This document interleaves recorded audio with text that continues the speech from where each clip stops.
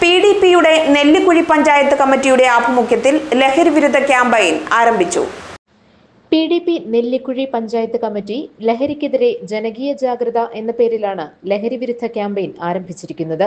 July 25 വരെ നീളുന്ന ക്യാമ്പയിനോടനുബന്ധിച്ച് വിവിധ പ്രവർത്തനങ്ങൾ സംഘടിപ്പിക്കും. ക്യാമ്പയിന് തുടക്കം കുറിച്ചുകൊണ്ടുള്ള പോസ്റ്റർ പ്രകാശനം സംസ്ഥാന secretary VM Aliyar, panchayat committee president Khader Attayam എന്നിവർ നിർവഹിച്ചു. അഷ്റഫ് ബാവ, റമിൻസ് മുഹമ്മദ്, ജമാൽ പാറേക്കാട്ട് തുടങ്ങിയവർ പ്രസംഗിച്ചു. സാധാരണ പ്രവർത്തകൻ പോലും ആദ്യമേ അവൻ ചെല്ലുന്ന പാർട്ടി പ്രതിജ്ഞയിൽ ഞാൻ ലഹരി പദാർത്ഥങ്ങൾ ഉപയോഗിക്കുകയോ ഉൽപ്പാദിപ്പിക്കുകയോ പ്രയോഗിക്കുകയോ ചെയ്യുകയോ ഇല്ല എന്നത് PDPയുടെ പ്രാഥമിക അംഗത്വത്തിൻ്റെ പ്രതിജ്ഞ. അതുകൊണ്ട് തന്നെ ഈ ലഹരിക്കെതിരെയുള്ള പോരാട്ടം നമ്മുടെ രാഷ്ട്രീയ ഉത്തരവാദിത്തമാണ്, ധാർമ്മിക ഉത്തരവാദിത്തമാണ്.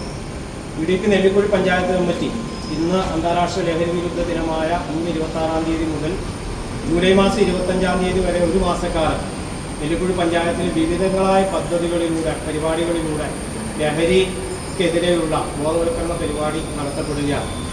GTV news, Nellikuzhi.